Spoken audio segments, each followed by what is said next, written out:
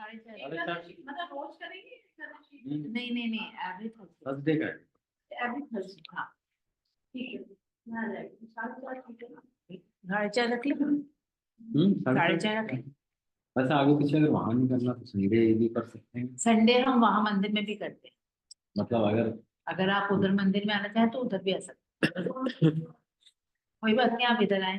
Decide कर लेंगे क्या करना है। नमो विष्णुपादाय कृष्णपृष्ठाय भूतले श्रीमते भक्ति वेदांत स्वामी निधि नामिने नमस्ते सारस्वती देवे गौरवाणी प्रचारिणे।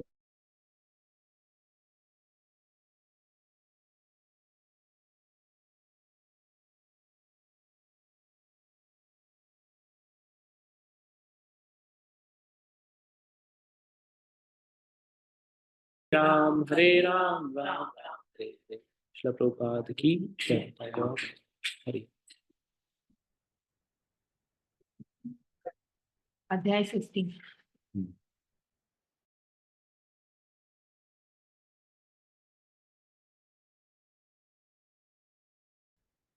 बाकी मैंने शुरू से आपको सेम हो गया ना। आप पेज नंबर बताना। 506 होगा। आप वो जो आता था प्लीज आया।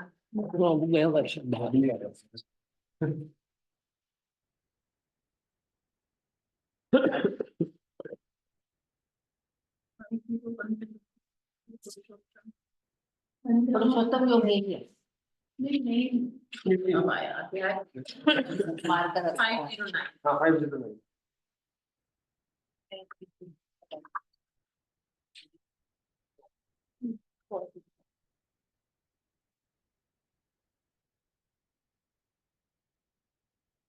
पिछले चैप्टर में हमने क्या पढ़ा था?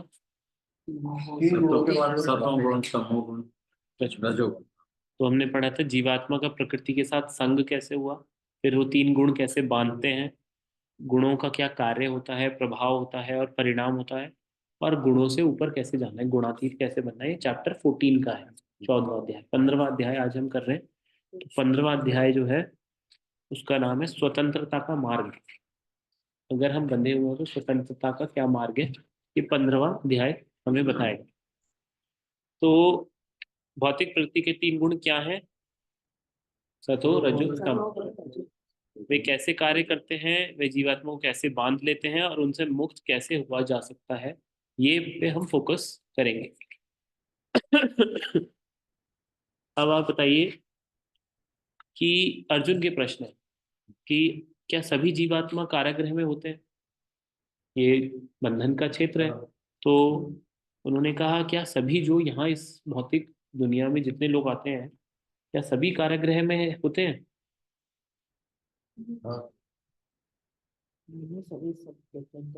आप यहाँ से मुक्त होना चाहते हैं तो यहाँ सभी बंधे हुए हैं। यही चेंज होगा अभी। तो क्या कृष्ण भी कैद में है? जो जेल से आसक्त हो गया है उसका क्या, और स्वतंत्रता का मार्ग कहाँ से पता चलेगा, ये प्रश्न है अर्जुन के इसमें। आप कह रहे हैं जेल में, आप अगर जेल के बारे में नहीं पता, जेल में कभी आप सोचें तो जेल में बहुत सारे व्यक्ति होते हैं, तो क्या वो सभी कैदी होते हैं? कोई जेलर भी होगा, कोई जेलर भी है, कोई संभालने वाला। जेल में रहते हुए भी जेलर मुक्त है ना। जेलर जेल में ही रह रहा है पर वो जेल में नहीं रह रहा। एम्प्लॉइज होंगे। अगर नरेंद्र मोदी जी कहते हैं आज मैं जेल विजिट करूंगा और सारे जेल के जो कैदी हैं वो देखें ये भी कैदी है, ये भी चोर है, ऐसे कहीं कहीं कह नहीं सकते। ऐसे ही भगवान कृष्ण भी आते हैं इसी उसमें, तो उनका वो सेम लेवल नहीं है। तो जेल में कारागृह में सब लोग कैदी नहीं है, यहाँ पर बंधे हुए भी हैं और मुक्त जीव भी यहाँ घूम रहे हैं जो कि निकालने के लिए आए हैं। जैसे कोई जाता है, कोई लॉयर, तो वो जा सकता है ना अपने कैदी से मिलने, वो क्यों जा रहा है? उसे निकालने के लिए। अब लॉयर को भी वो कहते हैं अरे ये तो जेल में ही है, ये तो कैदी है, नहीं, वो लॉयर है, वो केवल वहां पर उसको निकालने के लिए आया। ऐसे ही गुरु वर्ग हमारे प्रभुपाद वो आए हैं, और हम उनको देख के अगर बोले कि अरे ये भी तो पापी है, ये भी तो यहाँ पर भुगत रहे, नहीं, वो हमारे को निकालने के लिए आए, बताने के लिए आए कि ये करोगे मैं निकलवा देता हूँ तुझे। वो पीछे के दरवाजे से कई बार बोला उन्होंने ये वाली बात कि तुम मेन दरवाजे से जाने लायक नहीं हो, विदेशी लोग तो वैसे ही नहीं थे, तुमने कहा तुम इतना कर लोगे मैं पीछे के रास्ते से ले जा लूंगा। मैं निकलवाऊंगा। तो ऐसे बहुत सारे मुक्त जीव भी है जिनके बारे में चैप्टर 15 में आज बात करेंगे। अब जेल होती है, आपने देखा होगा जेल, मतलब ये क्या है? किला। किला। पहले तो ये किला है, अगर इसको जेल की तरह यूज करना हो तो करा जा सकता है किले को, क्योंकि इसको कहा जाता था दुर्ग। तो दुर्ग था क्योंकि बड़ा दुर्गम होता है पहुंचना। तो इस दुर्ग में जब अंग्रेजों का समय था तो अंग्रेजों ने इन्हीं किलों को जेलों के रूप में भी इस्तेमाल किया। ऐसे बड़े बड़े काफी किले रहे जिसको इस्तेमाल किया गया। तो उसी सेम जगह को एक कारावास के तरह भी यूज किया जा सकता है। ये हमारा जितना पूरा भौतिक संसार है, ये एक जेल, कारावास। तो इसमें जो दुर्ग है, कारागृह, वो है ये भौतिक जगत। यहाँ पर जो कैदी है वो कौन है? हम सब, जीव, आत्मा, सही। वर्दी, हमें वर्दी मिलती है जब जेल में जाते हैं, शरीर हमारी वर्दी है। बेड़ियां, तीन गुण, तीन गुण हमारी बेड़ियां। और कारा कारा पाल मतलब जेलर कौन है यहाँ पे? हाँ बिल्कुल सही। तो ये है दुर्गा माता। दुर्ग क्या है? ये भौतिक जगत, कारागृह। और बंदी कौन है? हम, जीवात्मा। हमें ड्रेस मिली है, सबको अलग अलग ड्रेस मिली है, शरीर। बेड़ियां हैं, तीन गुणों से हम बंधे हुए हैं। और यहाँ की जेलर जो है वो दुर्गा माता है। किसी भी स्थान का उससे जुड़ा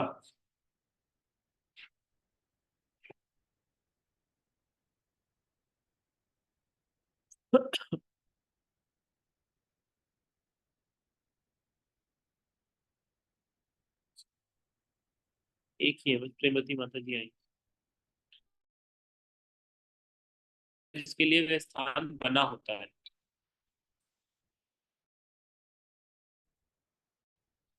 इस जगत का भी जहाँ हम रहते हैं एक उद्देश्य है, और उसे जानने पर ही हम वह कार्य कर पाएंगे जिसके लिए हम यहाँ आए हैं।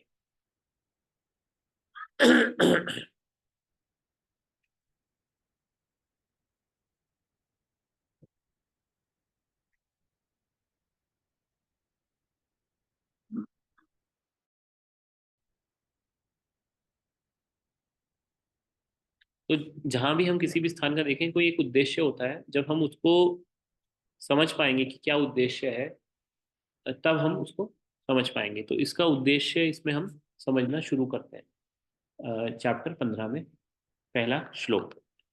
ये वाला चैप्टर स्पेसिफिकली मैं कहूँगा आप सब लोग याद करें। पूरा चैप्टर 20 श्लोक है।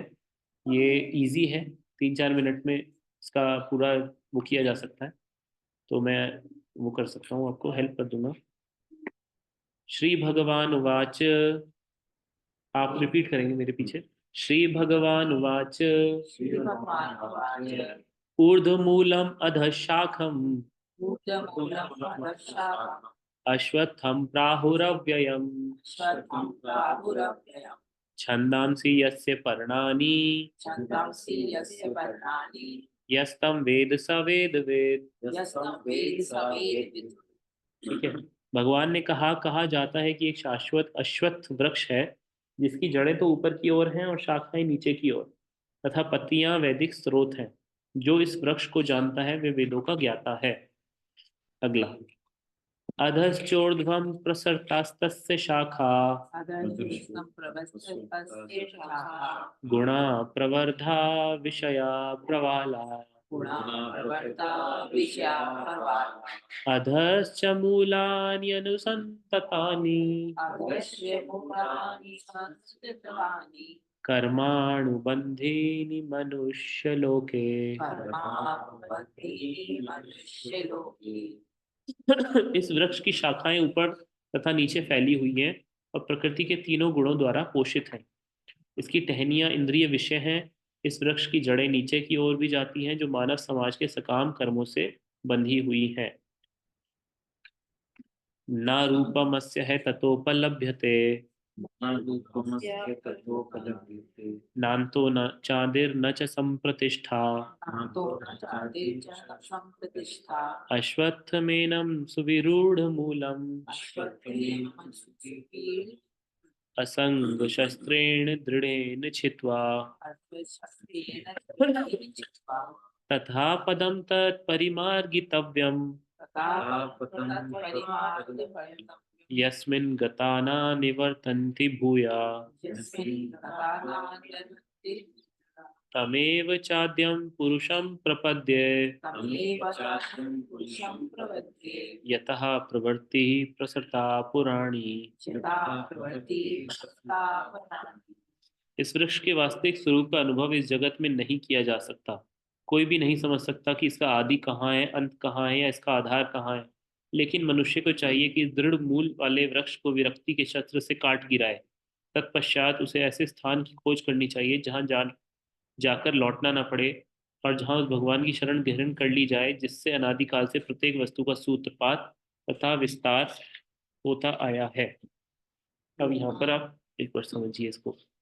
श्लोक में लिखा है एक शाश्वत अश्वत्थ वृक्ष है जिसकी जड़ें ऊपर की ओर हैं और शाखाएं नीचे की ओर और पत्तियां वैदिक स्रोत हैं।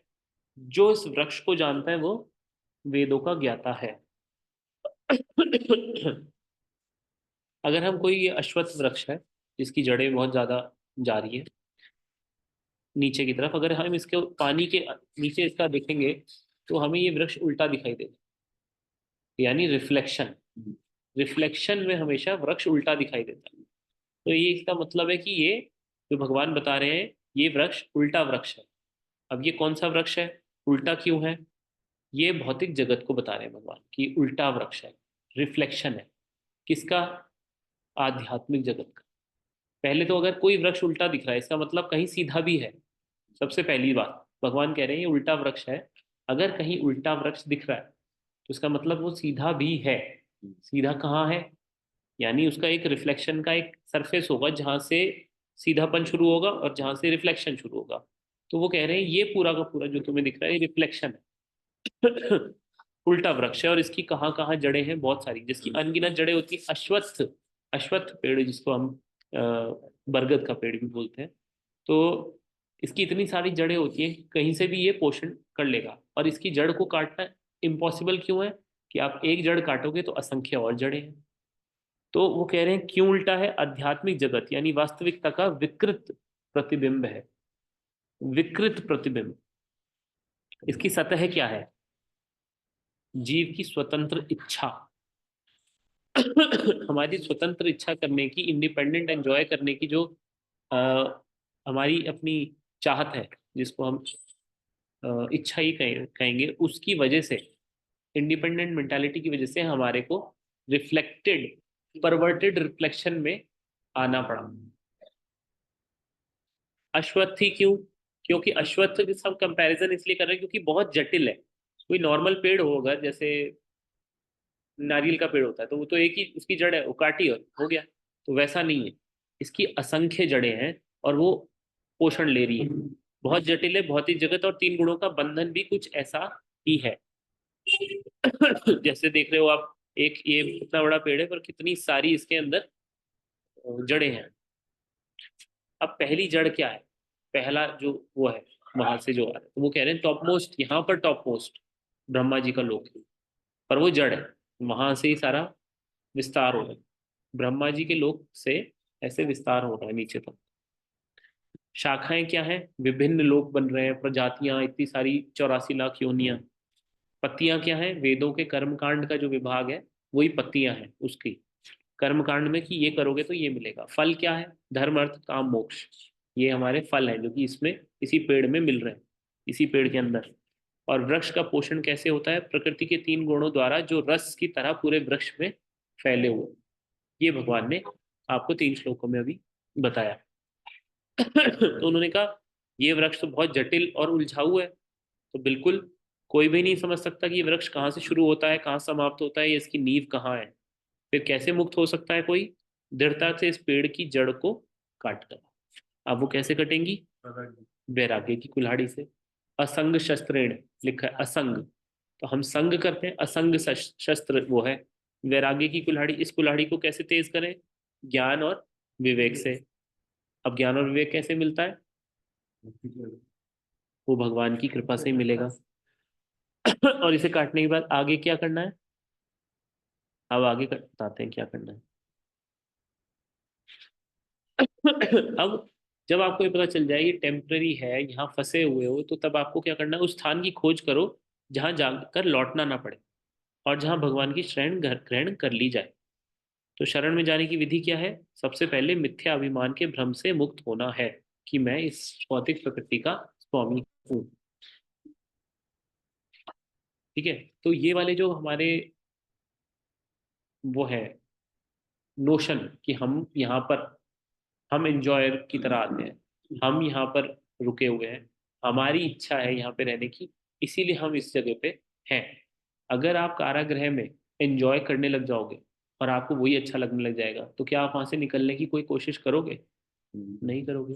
अगर को ये लग गया कि बस मेरे को थोड़ा सा जेलर को प्रसन्न करना है, तो मुझे और अच्छा खाना मिलेगा और अच्छा कमरा मिल जाएगा, तो आप उतने के लिए ट्राई भी उतना ही करोगे। आप जेलर को ही प्रसन्न करने लग जाओगे कि जेलर आपको आपकी लाइफ टाइम जो सजा है उसको और लाइफ टाइम बना दे। आप कहोगे नहीं नहीं मैं तो मर जाऊंगा जेल में, तो आप मुझे अमर कर दो ताकि मैं जेल में ही रह लूं। ऐसे आपने देखा होगा कितने ऐसे दानव रहे या राक्षस थे जिन्होंने अमरता का वरदान प्राप्त करने के लिए कि इस जेल में इतना मजा आ रहा है, आप मुझे अमर कर दो कि मैं मरूं ही ना, यहीं रहूं। आजकल के साइंटिस्ट भी कुछ इसी खोज में लगे हुए हैं कि कैसे हम अमर हो जाएं यहीं पर।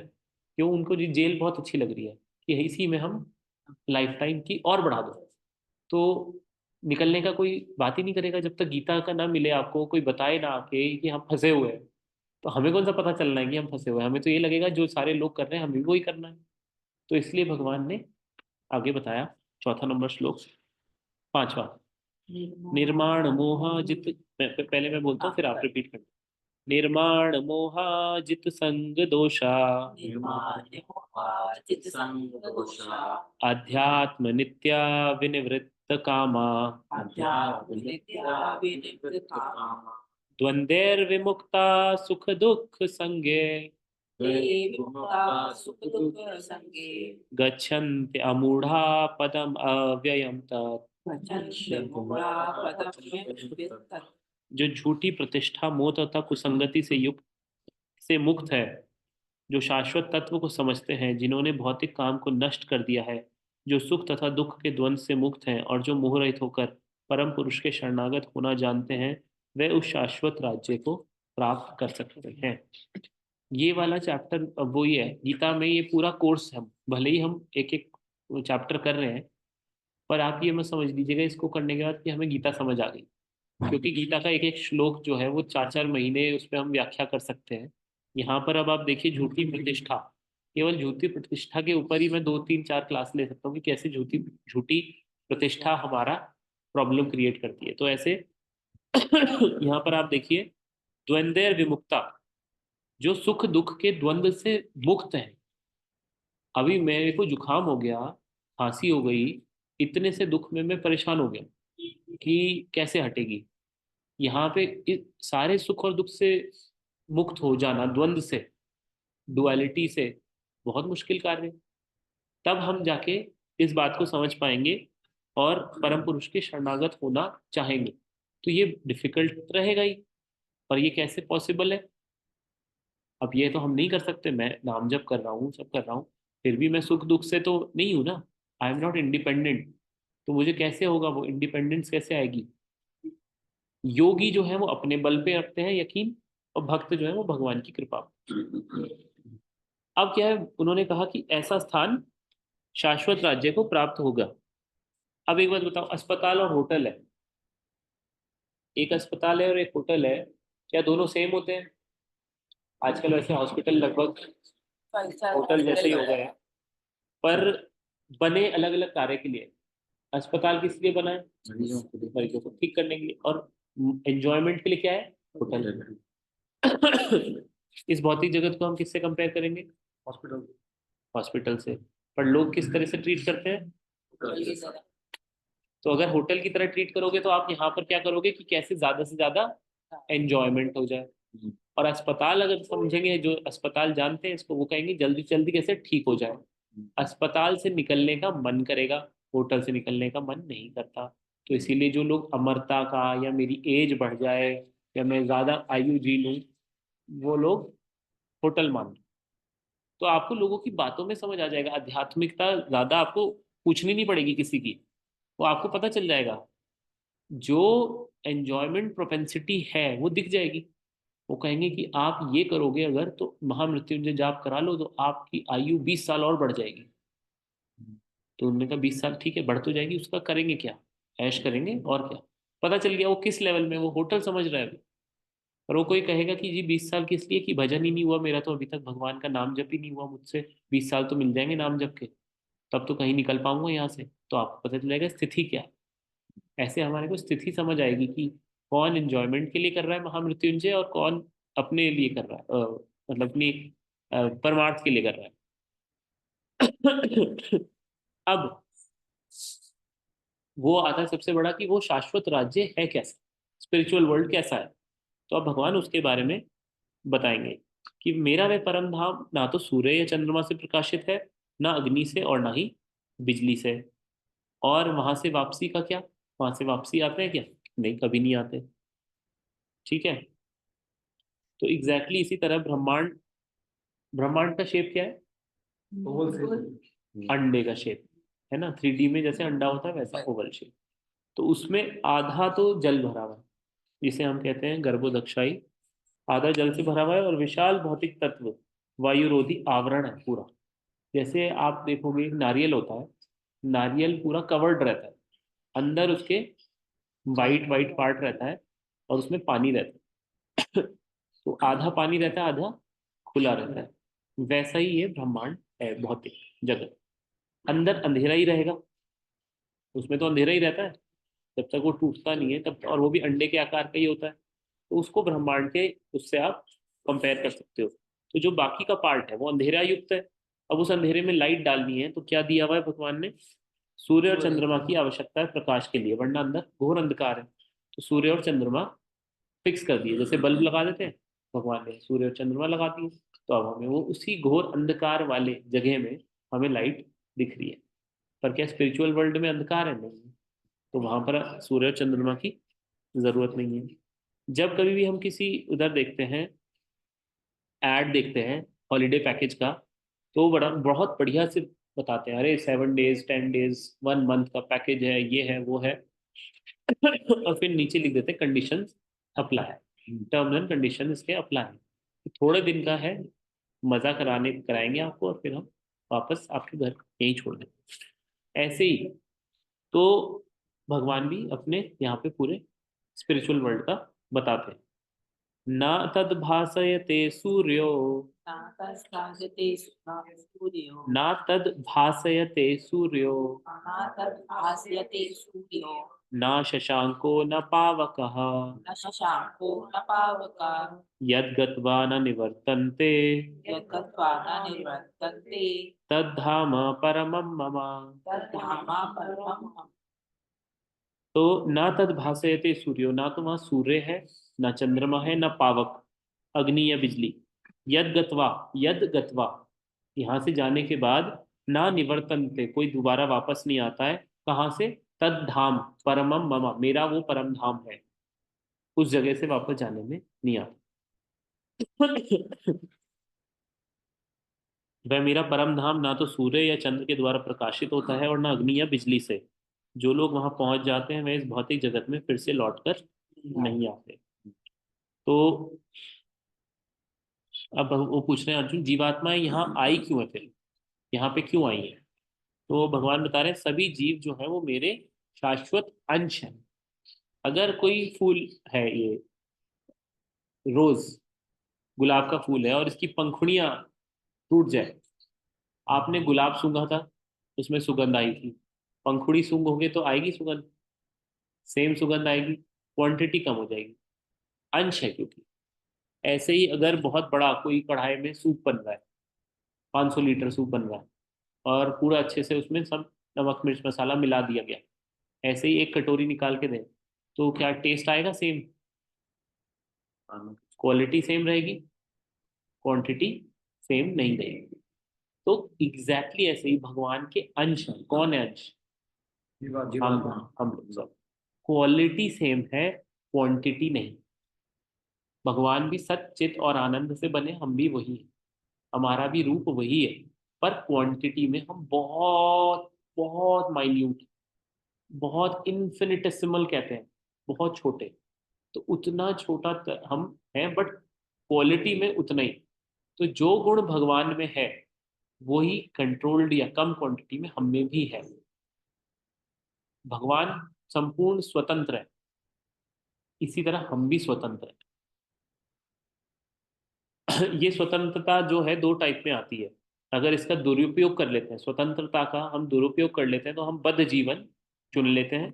और अगर इसी का सदुपयोग कर लेंगे तो हम मुक्त हो जाएंगे। तो हमने अपनी स्वतंत्रता को खुद बाय आर ओन चॉइस तीनों गुणों के हाथ में दिया। जब हम अपनी चॉइस प्योरीफाई करके सही चूज करना सीख जाएंगे तो हम वापस मुक्त हो जाएंगे। हमारी इंडिपेंडेंस को भगवान नहीं छीन सकते। अगर हमारे कर्मों का फल हमें मिल रहा है तो वो ऑटो पायलट पे है, वो ऐसा नहीं है कि भगवान चिढ़ के हमें दे रहे हैं या भगवान गुस्सा हो गए। कई लोग कहते हैं अरे ठाकुर जी के मंदिर में दिया नहीं जलाया तो भगवान नाराज हो गए। भगवान नाराज नहीं होते, पर जो प्रोसेस चल रहा है उस प्रोसेस में भगवान फिर आप जैसा जाना चाह रहे हैं। अब कोई बच्चा हाथ छुड़ा के कहे मुझे तो उसी झूले पे बैठना है, और मम्मी पापा कहें नहीं वो झूला अच्छा नहीं है, डरोगे तुम, नहीं मुझे तो बैठना है बैठना है, और चला जाए और जाके बैठ जाए। इंडिपेंडेंट इंडिपेंडेंस देनी है उसको। अब वो जाके बैठा और वो डरेगा, अब आके कहेगा नहीं नहीं मैं नहीं जाऊंगा उस झूले पे कभी भी, अब मैं डर गया। तो माता पिता ने तो पहले बताया था। ऐसे ही भगवान ने बहुत कोशिश की हमें कि हम यहाँ ना आए। उन्होंने बहुत कोशिश करी है और बार बार करते हैं कि हम वापस आ जाएं, पर हम जाना ही नहीं चाहते। हमें उनके पास जाना ही नहीं है, ना हमारा मन है। तो वो कहते हैं कि समझ लो यहाँ इतनी प्रॉब्लम है, ये सही जगह नहीं है। फिर जब पूरा जीवन जी लेते हैं तब समझ आता है बहुत कोशिश करी खुशी पाने की, बहुत सब कुछ कर लिया, मिली नहीं। और जितने लोग जो चैलेंज, ये वाली चीज अब मैं चैलेंज के साथ कह सकता हूँ कि जो लोग कहते हैं कि अरे हम तो बहुत खुशी में हैं, वो शो ऑफ कर, अभी उन वो नहीं कर रहे, वो अभी सत्य को एक्सेप्ट नहीं कर रहे। एक सर्कस था, तो उस सर्कस के बारे में बहुत वो हुई मार्केटिंग की, बहुत बढ़िया सर्कस है। तो पहले उसमें पर ये शर्त थी कि उस सर्कस में एक ही ऑडियंस रहेगी, और अंदर जो होगा वो सिर्फ एक ही इंसान को दिखाया जाएगा पर शो। तो वो सब लोग वहां पर उसके लिए वो हो गए कि हाँ हाँ हम जाएंगे, पहले हम जाएंगे। तो एक गुस्सा पहला पहला पार्टिसिपेंट अंदर गया। अंदर जाते ही उसको बिठाया और चप्पल और जूतों से उसकी खूब पिटाई करी गई, खूब बढ़िया तरीके से। अब उसकी खूब ज्यादा पिटाई हो गई, और उसको लगा कि अब कि हाँ जी हो गया, शो पूरा हो गया, आधे घंटे पिटा और बाहर निकाल दिया। अब उसने कहा बाहर जाके लोग पूछेंगे, तो लोग पूछेंगे तो मैं कहूंगा कि यहाँ तो पिटाई हुई, तो मैं तो इतना ज्यादा पैसा देके यहाँ घुसा था। तो फिर वो कहेंगे कि पिटाई हुई तो बहुत मेरी बेइज्जती हो जाएगी। तो बाहर जैसे ही आए सब पूछ रहे थे अरे कैसा रहा शो, आपने देखा पहले हुआ, आप कैसा रहा। अरे बहुत बढ़िया था, बहुत मजा आया, ऐसा है ये है, बहुत बढ़िया। तो वो जो नहीं भी जाने वाले थे उन्होंने भी कहा कि नहीं हम भी उतना बड़ा पैसे टिकट लेंगे और हम भी जाएंगे। अब दूसरा गया, दूसरे की भी धुनाई हुई। तो दूसरा क्या सोचा कि पहले वाले ने तो कहा था बहुत बढ़िया है, अब मेरी धुनाई हुई, अगर मैं ऐसा बोल दूंगा तो ये लगेगा कि इसका बेवकूफ बन गया। तो वो आके अरे बहुत बढ़िया शो है, मजा आ गया, क्या शो था ये था। तो ऐसे करते करते पिट के सब आ रहे हैं, सबका बुरा हाल है। पहला व्यक्ति दूसरे को देखता है और वो आंखों ही आंखों में बात करते हैं, और वो सोचता है कि मेरे साथ ही हुआ है, दूसरा सोचता है मेरे साथ ही हुआ है। तो इसी तरह से सारा शो चलता रहा, सब बोलते रहे कि बहुत मजा आया, बहुत मजा आया। तो ऐसे ही ये भौतिक दुनिया है। इस भौतिक दुनिया में हमारे साथ जो जो होता है, अरे ये वाला काम करके ये वाला बिजनेस बहुत बढ़िया है, बहुत अच्छा है, या फिर कोई समझ लो कोई फिल्म इंडस्ट्री में गया यहाँ से, तो फिल्म इंडस्ट्री में अरे बहुत मजेदार है, क्या काम है, ऐशो आराम ये। और वो जो आज जाके आ रहे हैं वो पिट के ही आ रहे हैं।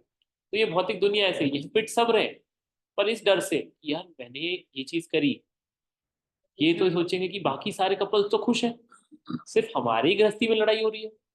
तो ये बाकी सब तो इतने सारे तो सब लवी डवी हो रहे हैं वहां पे, कुछ कुछ होता है, हो रहा है कहीं पे, दिल वाले ले जा रहे हैं दुल्हनिया को और ये हो रहा है। तो वो तो ये सोचेंगे इस बाकी सब खुश हैं और मैं ही, तो बस हाँ जी बहुत हम भी। जबकि सभी पिट रहे हैं, सभी पिस रहे हैं और पिट रहे हैं, पर कोई नहीं बोलेगा। एक्नॉलेज नहीं करेगा। तो इसीलिए ये बात जो खासकर ओल्ड एज पार कर चुके हैं 70-80 साल की, उनसे पूछो कि आपने लाइफ में दुख के लिए कार्य नहीं किया, फिर भी इतने दुख ऑटोमेटिकली मिले। पिटाई सबकी हो रही है, पर वही वाली बात है, वो सर्कस की तरह, ये जो आ रहा था निकल निकल के, वो सब क्या कर रहे थे, हाँ जी हाँ जी, बहुत मजेदार, बहुत मजेदार। ये हमारे को देखने को मिलता है। तो 7वां श्लोक है ना, छठा हो गया। हाँ, 7वां, ममे वांशो जीव लोके, जीव भूता सनातना, मनः षष्ठानि इंद्रियाणि, प्रकृति स्थानि कर्षति। इस बद्ध जगत में सारे जीव मेरे शाश्वत अंश हैं। बद्ध जीवन के कारण वे 6 इंद्रियों से घोर संघर्ष कर रहे हैं, जिसमें मन भी सम्मिलित है। 6 इंद्रियां जिसमें मन भी है, 5 इंद्रियां प्लस मन। अगला, शरीरम यद अवाप्नोति यच यच चाप्युत क्रामतीश्वरा, शरीरम यद वापनोति यच चाप्युत क्रामतीश्वरा, यच चाप्युत क्रामतीश्वरा, गृहत्वेतानि संयाति वायुर्गंधा निवासयात्। इस संसार में जीव अपनी देहात्म बुद्धि को एक शरीर से दूसरे में उसी तरह ले जाता है जिस तरह वायु सुगंधि को ले जाता है। इस प्रकार वह एक शरीर धारण करता है और फिर इसे त्याग कर दूसरा शरीर धारण करता है।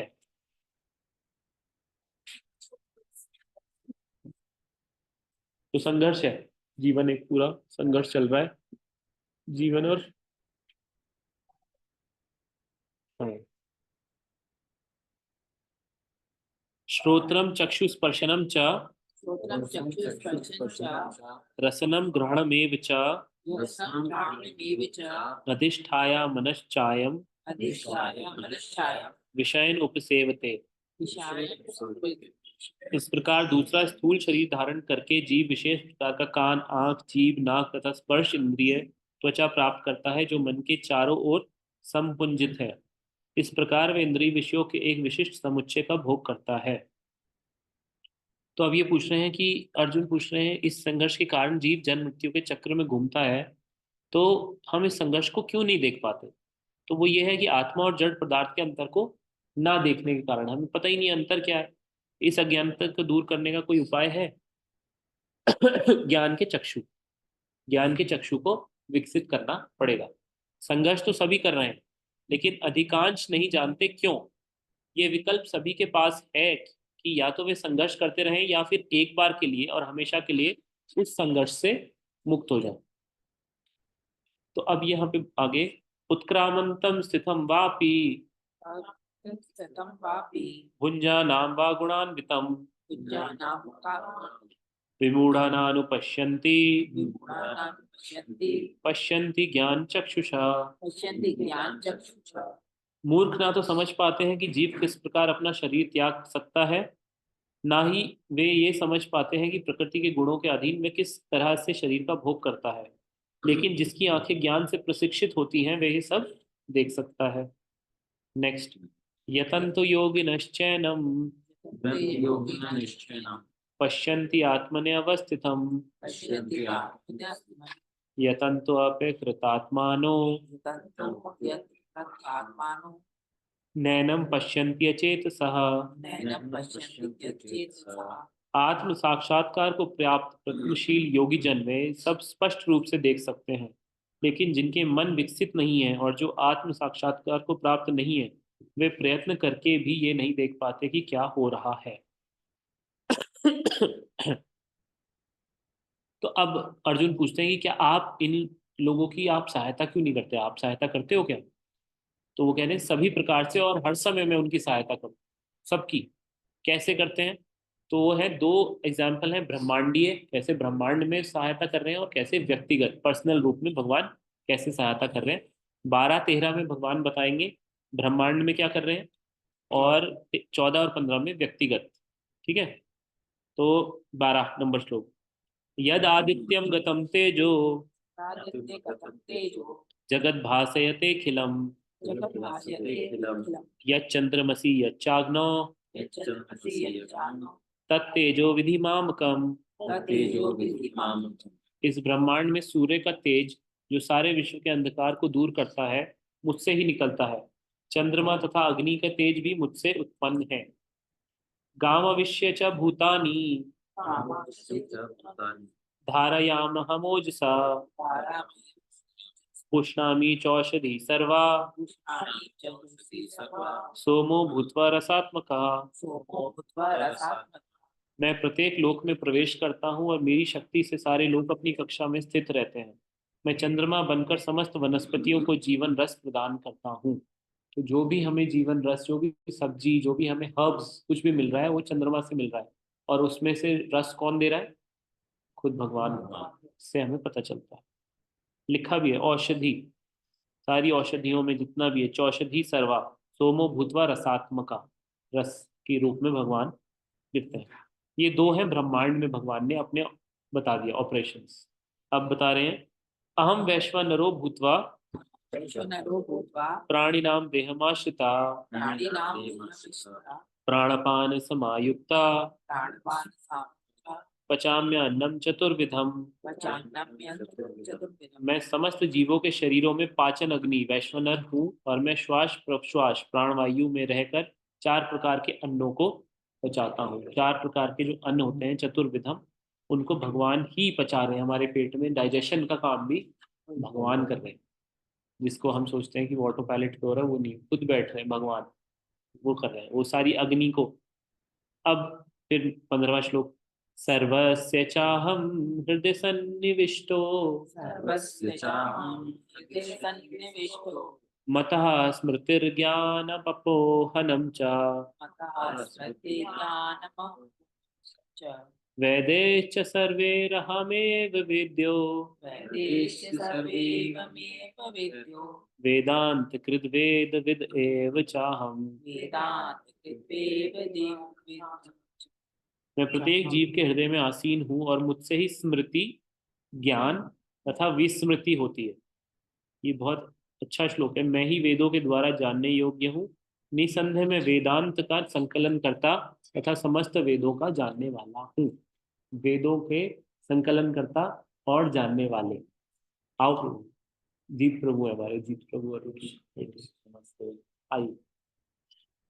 तो वो कह रहे हैं, भगवान कह रहे हैं कि स्मृति यानी रिमेम्बरेंस भी मैं दे रहा हूँ और फॉरगेटफुलनेस भी मैं दे रहा हूँ, ज्ञान भी मैं ही दे रहा हूँ। अगर हमें याद ही ना रहे कुछ, अब आप ये ध्यान से देखो कि फॉरगेटफुलनेस ऑफ कृष्णा हमें किसने दी है? भगवान ने दी है। देना नहीं चाहते थे, मजबूरी में देनी पड़ी।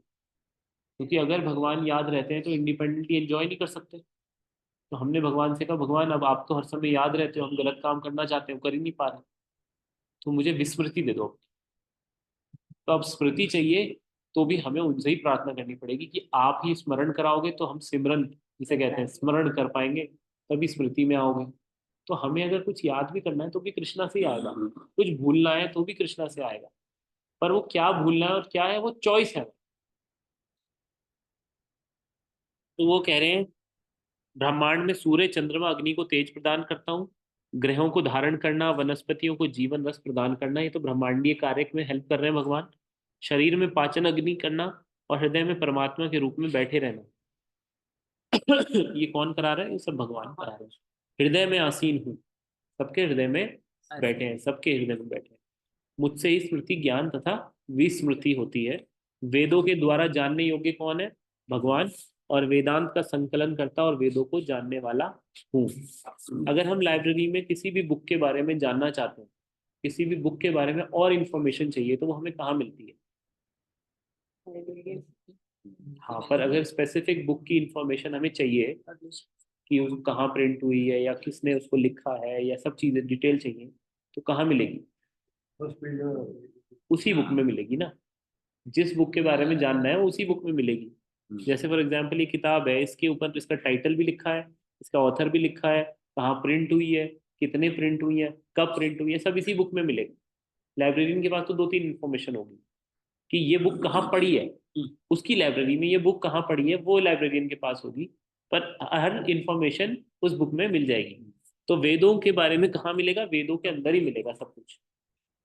वेदों का विषय क्या है, संपूर्ण ज्ञान। लेखक कौन है, वेद खुद बोलते हैं अपौरुषेय है, वो किसी पुरुष ने नहीं है, मोस्ट इंटेलिजेंट पर्सन ने नहीं लिखे। कई लोगों को लगता है कोई इंटेलिजेंट ऋषि मुनि रहे होंगे उन्होंने लिख दिए वेद, नहीं। स्रोत क्या है, भगवान विष्णु की श्वास, जैसे भगवान दिव्य है वैसे उनकी श्वास भी दिव्य है।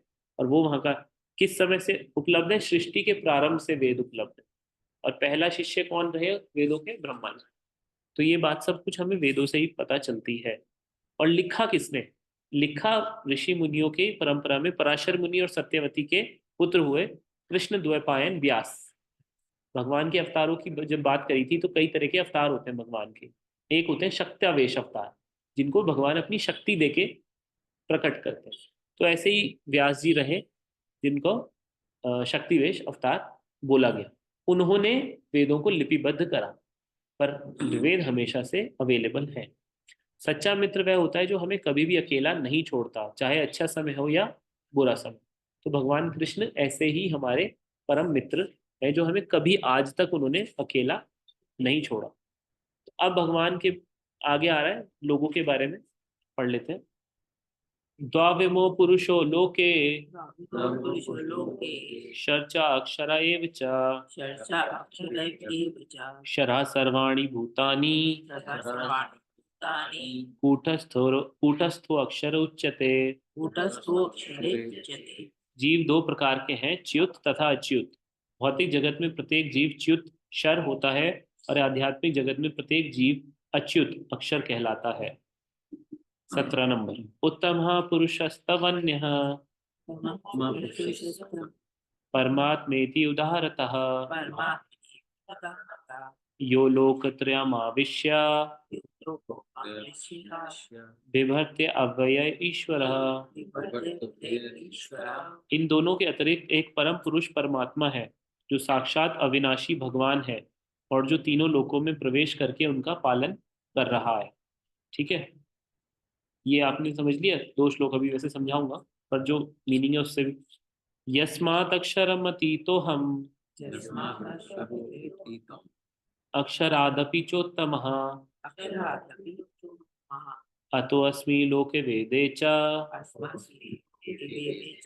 प्रतितः पुरुषोत्तमः। क्योंकि मैं क्षर तथा अक्षर दोनों के परे हूँ, और चूंकि मैं सर्वश्रेष्ठ हूँ, अतएव मैं इस जगत में तथा वेदों में परम पुरुष के रूप में विख्यात हूँ। ये मैं करके भगवान बोल रहे हैं अपने बारे में। और फिर से याद कर लो भगवान बैठे कहाँ पे इस टाइम, जब ये बोल रहे हैं कहाँ बैठे हैं भगवान,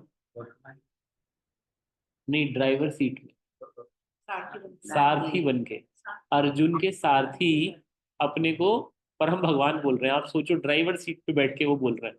आपका ड्राइवर एक दिन से अचानक से बोले आपको कि मैं ही दुनिया का पालन करता हूँ, ये चल चल गाड़ी चला हुई। तो यहाँ पे अलग है, कृष्ण जो है प्रेम वश अपने भक्तों की सेवा करना चाहते हैं, इसलिए वहां पर बैठे हैं सारथी के रूप में। यो मामेव ये 19, हाँ पहले इसको समझ लेते हैं। 16 नंबर में बताया 2 टाइप के जीव हैं, एक क्षर जो पतनशील है, और एक अक्षर जो पतनशील नहीं है, जिनका पतन नहीं होगा। तो कुछ हम जैसे लोग जो हैं, जो यहाँ पर आए हैं, तो हम आए इसीलिए क्योंकि हमारा पतन हुआ हुआ है। अब हमें किसी अक्षर जिनका जिनका पतन नहीं हुआ है उनको पकड़ना हो, उनकी टांग पकड़नी होगी। तो इसीलिए हम प्रभुपाद की टांग पकड़ते हैं, कि प्रभुपाद है वहां पे देखो फोटो में, इधर भगवान कृष्ण के बगल में है ना वो फोटो, वो प्रभुपाद की फोटो। और वो उनके शिष्य हैं जो वहाँ अमेरिका में शिष्य बने थे, और उनके शिष्य जो है उनकी ये है विग्रह जो कीर्तानंद महाराज वो है उस तरफ, और ये है भक्ति योग महाराज। तो दोनों के बारे में बताया, शर बद्ध जीवात्मा और मुक्त जीवात्मा, ये 2 टाइप के होते हैं। 17 के बारे में बताया परमात्मा, जो इनसे परे है, और उससे भी परे, उसके भी ऊपर परम पुरुष भगवान कृष्ण है, जो 18 नंबर श्लोक में बताया। आगे आते हैं, यो माम एवं असमूढ़ो जानाति पुरुषोत्तमं स सर्वविद भजति माम सर्वभावेन भारत। जो कोई भी मुझे संशय रहित होकर पुरुषोत्तम भगवान के रूप में जानता है वह सब कुछ जानने वाला है। अतएव हे भरत पुत्र, वह व्यक्ति मेरी पूर्ण भक्ति में रत होता है। कि जो ये सब जानता है, असमूढ़ो, जो मूढ़ नहीं है, जो मूर्ख नहीं है, वो क्या करता है? वो भक्ति में लगता है। ठीक है। इति गुह्यतमं शास्त्रम इदं मुक्तं मया नघ एतद् बुद्ध्वा बुद्धिमान् स्यात्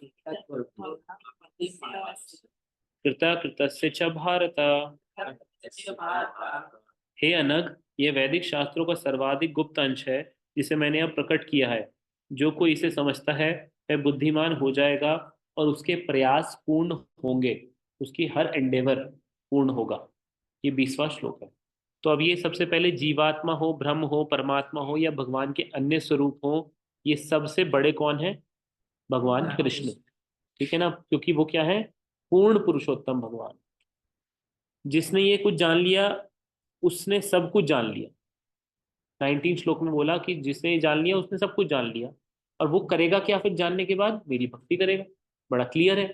अब इस क्लैरिटी को, जिस क्लैरिटी को भगवत गीता दे रही है, मैं आज भी नहीं, अब क्योंकि जान गए हम, मैं कई बार सोचता हूँ ये बात कि कैसे छुपाते हैं कृष्ण को लोग, कैसे इतने सारे संप्रदायों में इसी गीता को यूज करके कृष्ण को छुपा दिया। जहां वो खुद कह रहे हैं मेरे को जो जानेगा वो मेरी भक्ति में लगेगा। इस भक्ति के पाथ से हटाने वाले कितने ज्यादा लोग हैं कि भक्ति को ही हटा देते हैं इसमें से। तो ये ज्ञान वैदिक शास्त्रों का सर्वाधिक गुप्त अंश है। फिर समझ आता है कि अच्छा गुप्त है ना, इसलिए उनको नहीं पता, उनको भी नहीं आ रहा समझ। ये बहुत गुप्त अंश है, बुद्धिमान है, और कृता कृतस्य च, जो भी वो करेगा वो सफल हो जाएगा उस चीज। तो ये भगवान ने इसमें हमें पुरुषोत्तम योग में बताया। स्वतंत्रता का मार्ग क्या है? स्वतंत्रता का मार्ग पहले तो विकृत प्रतिबिंब है, परवर्टेड रिफ्लेक्शन है संसार, ये हमने सीखा। देखभाल करने वाले लोग हैं हम, यहाँ मालिक नहीं है। हमें मिथ्या अहंकार हो जाता है कि हम है, हमारे को ड्यूटी दी गई है थोड़े दिन के लिए, ये आपको आपके केयर में।